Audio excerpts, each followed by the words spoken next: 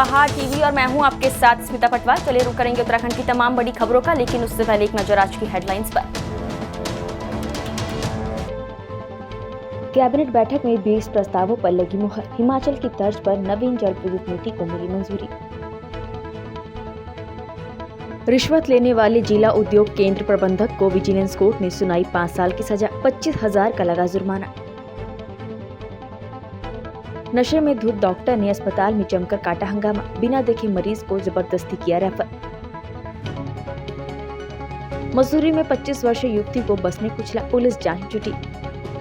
सचिवालय में उत्तराखंड कैबिनेट की बैठक हुई। मुख्यमंत्री पुष्कर सिंह धामी की अध्यक्षता में हुई मंत्रिमंडल की बैठक में 20 प्रस्तावों पर मुहर लगाई गई है, जिसमें से सचिवालय सुरक्षा प्रशासन की सेवा नियमावली संशोधन को मंजूरी मिली है। उत्तराखंड में कैदियों को पैरोल लिए जाने का अधिकार जिलाधिकारी को दिया गया है। PWD के तकनीकी संवर्ग के पदों का पुनर्गठन प्रस्ताव को मंजूरी मिली है। University of engineering technology Roorkee के नाम को बदलने पर मुहर लगी है। केदारनाथ बद्रीनाथ के मास्टर प्लान के तर्ज पर ही जागेश्वर और महासू देवता का भी प्लान तैयार किया जाएगा। उत्तराखंड लॉजिस्टिक नियमावली को मंजूरी मिली है। उत्तराखंड परिवहन परिवर्तन कर्मचारी सेवा नियमावली के संशोधन प्रस्ताव को भी मंजूरी मिली है। राष्ट्र परिषद के सेवा नियमावली का गठन किया गया। सेवा नियमावली 2022 को प्रख्यापित करने की मंजूरी है। साथ ही नवीन जल विद्युत नीति को भी मंजूरी मिली है।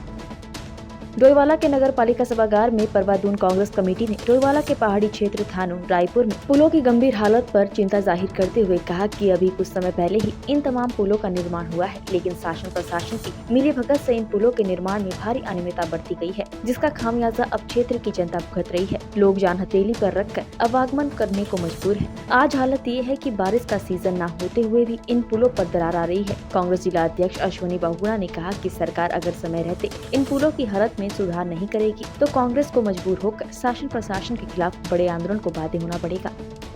रखी गई है वो 2-3 मुद्दों पे हम लोग यहाँ पर प्रेस कर रहे हैं। सबसे पहला मुद्दा जो ज्वलंत मुद्दा है आज का, थानों रोड पे जो 3 पुल बने हैं, नए पुल बने हैं, 3 पुल बने हैं और एक पुल अभी आपदा में जो है उसका एक हिस्सा बह गया, उस पर जो कार्यवाही है उसको लेके हमने यहाँ पर प्रेस वार्ता रखी गई है। 23 तारीख को हम उन पुलों पे जो हुए भ्रष्टाचार है, जो उस पर भ्रष्टाचार हुआ है, उस पर पद यात्रा निकाल रहे हैं। 23 तारीख को सोंग नदी के पुल, रायपुर के पास सोंग नदी है, उस पुल से पद यात्रा शुरू होगी और बड़ासी पुल तक जो है पद यात्रा चलेगी। उसके अंदर 4 पुल आएंगे। 4 पुलों पे जो भ्रष्टाचार हुआ है उसके लिए पद यात्रा निकाली गई है। विषय है कांग्रेस पार्टी ने एक भारत जोड़ो, 100 दिन पूरे हो चुके हैं भारत जोड़ो यात्रा के, 100 दिन पूरे हो गए हैं।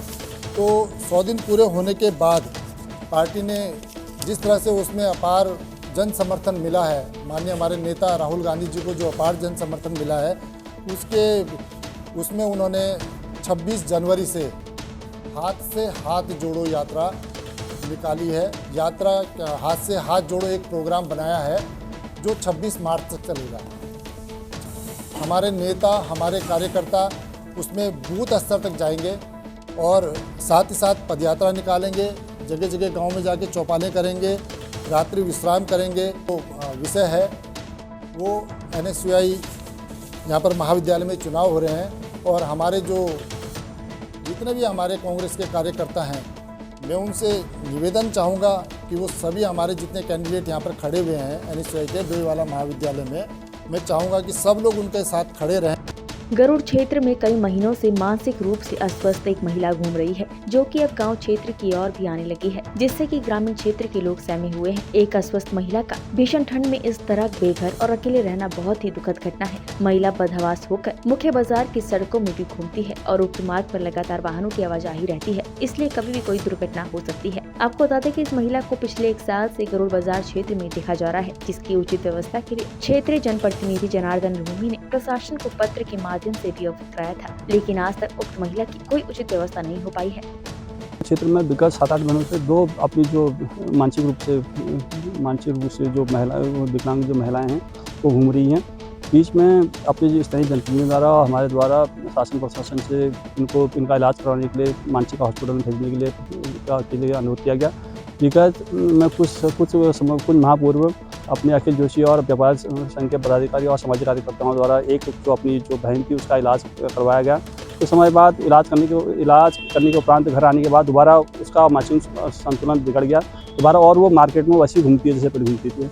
मैं अपने आपके चैनल के माध्यम से प्रशासन से अनुरोध करता हूँ कि ये जो महिलाएं यहाँ पर घूम रही हैं वो कभी कभी उग्र रूप ले लीजिए, कभी कभी हमारे जो छोटे बच्चे हैं, स्कूल जाने वाले बच्चे हैं, उन पर भी आक्रमण कर दे रही हैं। इसके साथ मैं प्रशासन से अनुरोध करता हूँ कि इन दोनों महिलाओं का जल्दी से जल्दी इनको मानसिक हॉस्पिटल में भेजने की कृपा करें, जिससे कि इन दोनों आजकल एक तो क्या है, ठंडे के दिन है, ठंडे के दिन में रात में भी ऐसे ही घूमते रहते रात भर, और खाने पीने की व्यवस्था लोगों से मांग के खाती हैं, तो ये हमारे समाज के लिए भी अच्छा नहीं है। मैं व्यक्तिगत मैं सबसे अनुरोध करता हूँ कि हम सब लोग मिलके और प्रशासन के साथ मिलके इनका इलाज कराने के लिए इनकी व्यवस्था करें। सर, इससे पूर्व भी आपके द्वारा पत्र के माध्यम से जिलाधिकारी से भी उचित व्यवस्था की मांग की गई थी, तो अब तक कार्रवाई नहीं हुई, तो क्या कुछ कहना चाहेंगे प्रशासन से? मैं प्रशासन से अनुरोध करना चाहता हूँ कि व्यक्तिगत मैं भी व्यक्तिगत जो मेरे से हो सकता है मैं उसके प्रयास करने के लिए तत्पर हूँ, और प्रशासन से हम लगातार अनुरोध कर रहे हैं। डीएम मैडम आई हुई हैं।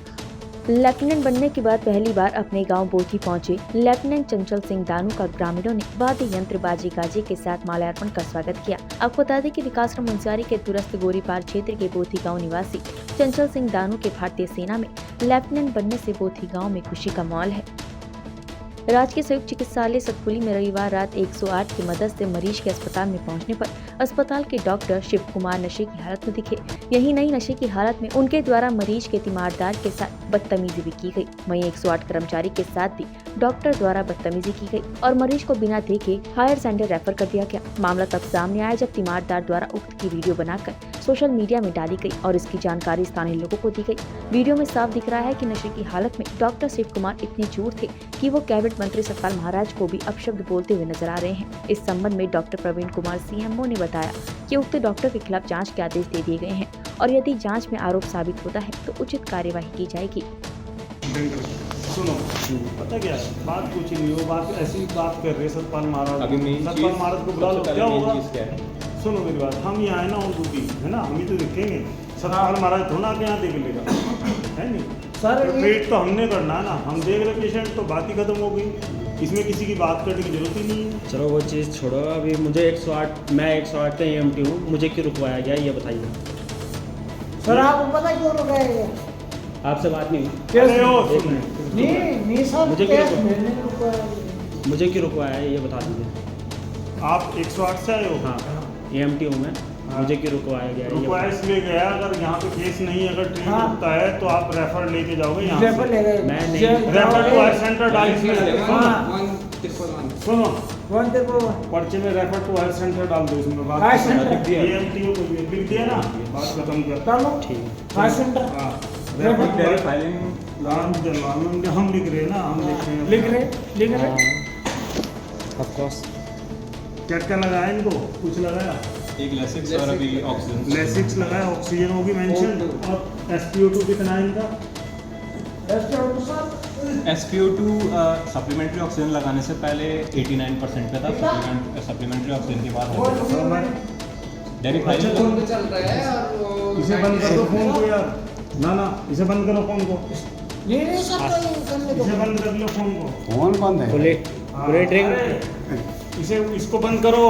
क्यों करूँ मैं? मुझे आप पाकिस्तान के गृह मंत्री बिलावल भुट्टो द्वारा UN में प्रधानमंत्री नरेंद्र मोदी पर आपत्तिजनक टिप्पणी की गई थी। प्रधानमंत्री नरेंद्र मोदी पर आपत्तिजनक टिप्पणी किए जाने से आक्रोशित हिंदूवादी संगठन और भाजपा कार्यकर्ताओं ने पाकिस्तानी गृह मंत्री बिलावल भुट्टो का पुतला दहन किया। भाजपा नेता राजीव सक्सेना ने कहा कि पाकिस्तान खत्म होता राष्ट्र है, जिस आतंकवाद को उसने पाला है आज वही आतंकवाद उसे निगल रहा है। पाकिस्तान की बर्बादी को देखकर वहाँ के नेता बौखलाए हुए हैं, इसलिए आज प्रधानमंत्री नरेंद्र मोदी के खिलाफ आपत्तिजनक टिप्पणी कर रहे हैं, जिसे किसी भी सूरत में बर्दाश्त नहीं किया जाएगा।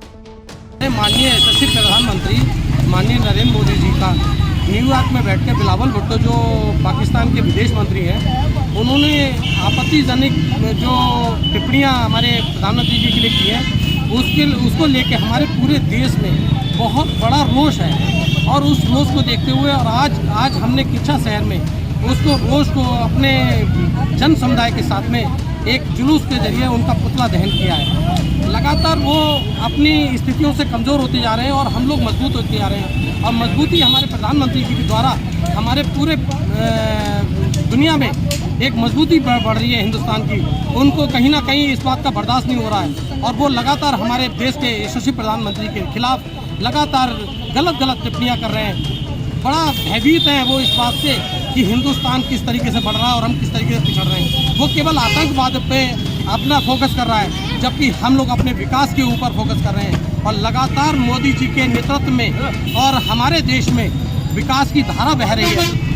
हमारे देश में कांग्रेस पार्टी के मुखिया हमारे पप्पू कहना सच हमें उचित लगेगा, राहुल गांधी जी हैं, जिन्होंने अभी अपनी पैदल यात्रा के वक्त राजस्थान में बैठकर एक उसे क्या कहते हैं वहाँ पर बैठने के बाद में एक वक्तव्य जारी किया था कि वो अब पाकिस्तान के विषय में मीडिया किसी तरह का कोई चीज़ हमसे पूछेगी नहीं। पर लेकिन उनको ये भूल गए, मीडिया के ऊपर इतना कंसंट्रेट क्यों कर रहे हैं कि वो हमसे चीन के विषय में पूछा जाए। अब चीन के विषय में पूछने पे हर समय अगर हम पूछते हैं तो लगातार वो एंटी मोदी यानी विपक्षी तौर पे और विपक्ष में मोदी के खिलाफ बोलते हैं। खबर जनपद टिहरी गढ़वाल से है, जहां पर विस्थापन की मांग को लेकर टिहरी बांध से प्रभावित तल्ला उप्पू के ग्रामीणों का धरना 5वें दिन भी जारी रहा। ग्रामीणों ने शासन प्रशासन से जल्द उनके विस्थापन की मांग की है। थौलदार ब्लॉक के तल्ला उप्पू के ग्रामीण विस्थापन की मांग को लेकर गांव के समीप बांध की झील के किनारे धरने पर बैठे। ग्राम प्रधान सुशीला चौहान ने कहा कि इससे पूर्व ग्रामीण कई बार विस्थापन की मांग को लेकर धरना प्रदर्शन कर चुके हैं, लेकिन ग्रामीणों की मांग पूरी नहीं हो पाई है। हमारी जो सीधी जमीन थी वो पूरी डूब गई, हमारा घर मकान सब कुछ डूब गया। आज 20-22 साल हो गए हमको, कुछ बहुत परेशान है। 22 साल बेटी हम बहुत परेशान से, हमारे न तो हमारे कुछ खाना का पेड़ का कुछ नहीं। हम बहुत विपतम थे, सरकार ने हम बहुत बेवकूफ़ बनाया, इतना सी बती बेवकूफ़ के बनाया। हम 22 साल हो गए हम तो लड़दा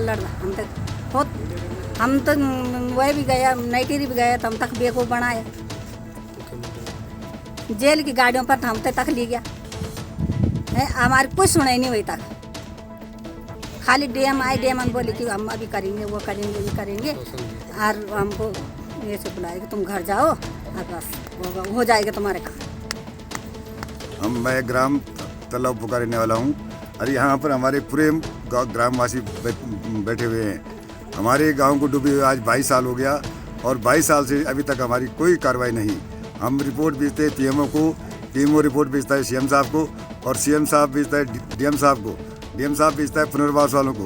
पुनर्वास वाले कहते हैं कि अगर हम इस गांव को विस्थापित करेंगे तो अन्य गांव भी रिपोर्ट कर सकते हैं, और यही जो है हमको यही गेम घुमाते हैं और अभी तक हमारा कोई विस्थापन नहीं हुआ। हमें डूबे हुए आज 22 साल हो गए, ज़मीन डूब गई, हमारा घर बार सब डूब गया और हम आज भूखमरी की कगार में खड़े हैं। समस्या बहुत ज़्यादा बाबा, हमारी सिंचवाड़ की भूमि डूब गई, हमारी खड़ी फसल डूब गई और हमारी कोई सुनाई नहीं होने। गाँव मकान कुछ नहीं हम और देखने की बात बाबा, सब लोग देखना, हम तो बोलना लोग तुम झूठ बोलना है, और सरकार भी हम तो बोल तुम झूठ बोलना, और आँख बंद हो जाता का देखने से लग गया। कितने साल हो गया लड़ और हमारी कोई सुनाई नहीं। महादेव सिरई डोबरा बलियाना ये लेवल पर गाँव हमारो देख कर बाबा, सब लोग देखना, सब गाड़ी वाला हम सनी बेवकूफ़ बनाना। ग्राम सभा उप्पू में आया, इनको समर्थन मिला। तो सर जहाँ तक इनकी आंदोलन की मांग है, इनका आंदोलन है बिल्कुल जायज़ आंदोलन है, और यहाँ पे इनकी विस्थापन की मांग भी जायज़ है। इनका यहाँ पे आवासीय भवन भी डूब गए हैं इनके गांव के, और जो बाकी सिंचित भूमि थी वो भी डूब गई है, और अब जो आगे इन पे भूमि पड़ी है तो वो निदेशालय द्वारा बताया भी गया कि वो बंजर भूमि है। तो इनका पूर्ण विस्थापन की मांग है और इनको ज़मीन के बदले ज़मीन ही सरकार को देनी है। भागीरथी और बिलंगना घाटी में एकमात्र ऐसा गांव है जिसकी संपूर्ण कृषि एवं संपूर्ण आवासीय भवन टिहरी जेल में समा गए, लेकिन तल्ला उप्पू का अभी तक विस्थापन नहीं हो पाया है। अगर विस्थापन नहीं होगा तो हम इस लड़ाई को और आगे ले जाएंगे। हमें डीएम के यहाँ धरने पे बैठने पड़े हम वहाँ बैठेंगे, हमें सीएम साहब के यहाँ जाना पड़े हम वहाँ जाएंगे, लेकिन हम पुनर्वास लेके रहेंगे। कालसी विकासखंड की ग्राम पंचायत नराया के ग्राम प्रधान श्री चंद तोमर ने पत्रकार वार्ता का आयोजन कर अपना इस्तीफा सौंपने का ऐलान किया। श्री चंद तोमर ने मीडिया से बात करते हुए कहा कि ग्रामीणों द्वारा उन पर लगाए जा रहे आरोप निराधार हैं। उनका कहना है कि उनके द्वारा समय समय पर खुली बैठक का आयोजन कर प्रस्तावित विकास कार्यों पर काम कर गाँव के विकास में योगदान दिया गया। साथ ही नियम अनुसार बनने वाली इन समितियों का गठन भी किया गया, लेकिन ग्रामीणों द्वारा अविश्वास प्रस्ताव लाकर उन्हें आहत किया गया है। हम न्यायालय इसलिए नहीं गए क्योंकि जब हम देहरादून कार्यालय से हमें सूचना मिली कि आपके विरुद्ध अविश्वास प्रस्ताव पारित कर दिया गया है। तब हमने उनसे पूछा कि अगर कोई प्रधान अपनी ईमानदारी से किसी कार्य को पेश करना चाहते हैं तो हमारे बचने के लिए कोई रास्ता है। उन्होंने कहा है कि आपको बहुमत साबित करना होगा। फिर हमने उनसे कहा कि हम बहुमत साबित नहीं कर सकते क्योंकि हम गांव में फूट नहीं बढ़ाना चाहते हैं, क्योंकि हमारे यहाँ क्या होता है कि छोटे छोटे गांव होते हैं और अगर वहाँ वोटिंग होती है तो निश्चित रूप से पार्टी पड़ना तय हो जाता है। इसीलिए हम नहीं चाहते कि हमारी वजह से गांव में पार्टी पड़े और हमारा गांव का जो समाज है वो पहले जैसा ही। सर, गांव वालों ने आप पे आरोप क्यों लगाया था, क्या कारण था इसका? सर, आरोप का जो मुख्य कारण है वो यह था कि हमने जो गांव वालों को एक कार्य योजना दी थी, गांव वालों ने जिसके जो कार्य उन्होंने किया वो भी पूर्ण रूप से नहीं किया गया। हमने जब उनको कहा कि आपको इस कार्य को मानक के अनुसार पूर्ण करना चाहिए, उनका कहना यह भी था कि अगर कोई अधिकारी आते हैं तो हम उनको स्वयं ही जवाब देंगे। फिर हमें उसमें संतुष्ट होना पड़ा, क्योंकि कई बार क्या होता है कि गांव के जो नियम होते हैं हमें ना चाहते हुए भी उनको मानना पड़ता है। कौन सा गाँव है? सर, हमारा विकासखंड कालसी के अंदर ग्राम पंचायत नारायण। आपका नाम? श्रीचंद। नेपाल की तरफ से पत्थरबाजी का सिलसिला रुकने का नाम नहीं ले रहा है। नेपाल भारतीय क्षेत्र में लगातार पत्थरबाजी कर रहा है। दोनों देशों के बीच बैठक में सहमति के बाद भी आज नेपाल के कुछ राजनीतिक दलों के द्वारा नेपाल के छात्र संगठनों को उकसाकर भारतीय क्षेत्र में पत्थरबाजी की गई है। नेपाल विप्लव कम्युनिस्ट माओवादी पार्टी के छात्र नेताओं ने नेपाल में जुलूस निकाला। साथ ही नेपाल के दार्चुला क्षेत्र में भारतीय क्षेत्र में कार्य कर रही कंपनी के ऊपर पत्थरबाजी शुरू कर दी। नेपाल के द्वारा सहमति के बाद भी नेपाल अपनी हरकतों से बाज नहीं आ रहा है। लगातार भारत नेपाल से जुड़ी अंतर्राष्ट्रीय सीमा ने पत्थरबाजी का विवाद पैदा कर रहा है, जिस पर स्थानीय लोग भी आक्रोश व्यक्त कर रहे हैं। पत्थरबाजी हो रही है सर, इसको क्या डिप्लोमेटिक स्तर पे आप लोग को आगे गुमानता करेंगे, क्योंकि ये गतिविधियाँ बढ़ रही हैं? कि वहाँ के एडमिनिस्ट्रेशन से हम लोग लगातार संपर्क में, हमारे यहाँ का एडमिनिस्ट्रेशन संपर्क में है और जो भी निर्माण कार्य हो रहा है वो दोनों राज्यों का हमारा दोनों राष्ट्रों का हमारा उनके साथ रोटी बेटी का संबंध रहा है, भाई भाई का संबंध रहा है और सदियों का पुराना संबंध है। और उस संबंध मैं समझता हूँ कि कुछ लोग उसको उकसाने का काम कर रहे होंगे, लेकिन वहाँ पर जो एडमिनिस्ट्रेशन के स्तर पर उसमें कहीं कोई विरोधाभास नहीं। 7 दिसंबर को हमारी नेपाल के साथ मीटिंग हुई थी गेस्ट हाउस में, धौलीगंगा के गेस्ट हाउस में। तो उसमें ये तय हुआ था तो नेपाल की तरफ से कि इंडिया को जो है कुछ पोर्शन में मलबा हटाना है ताकि हमारी तरफ जो फ्लो आया हुआ है तो उसको जो है चौड़ाई मिल सके। तो हमने जो है करीब 250 मीटर में करीब 10 से लेकर 12 मीटर की विड्थ में जो है मलबा हटा दिया उनके कहने पर। लेकिन जो जहाँ पे 60 मीटर चौड़ाई थी घटगाड़ नाला है, यानी कि हमारा 0 पॉइंट कहलाता है, उसके जो है उससे 290 मीटर में हमारा काम नहीं हो पा रहा है, क्योंकि वहाँ फ्लो पूरा जो है इंडिया की तरफ है, तो उसे काम करना संभव नहीं हो पा रहा है। तो जनवरी में जो है ये मिनिमम डिस्चार्ज रहता है, इसी में हम काम कर सकते हैं। यदि इस मलबे को नहीं हटाया गया, ये फरवरी से मतलब जो है पानी बढ़ने पर, तो आगामी जो 2023 में बरसात आएगी तो उसमें फिर हमारा काम नहीं हुआ रहेगा, सुरक्षा दीवारें नहीं बन पाएंगी, तो उससे जो है जान माल का दाखिला बस्ती हो वो थोड़ा। उत्तराखंड की तमाम बड़ी खबरों में फिलहाल इतना ही। बाकी खबरों के लिए देखते रहिए पहाड़ टीवी। नमस्कार।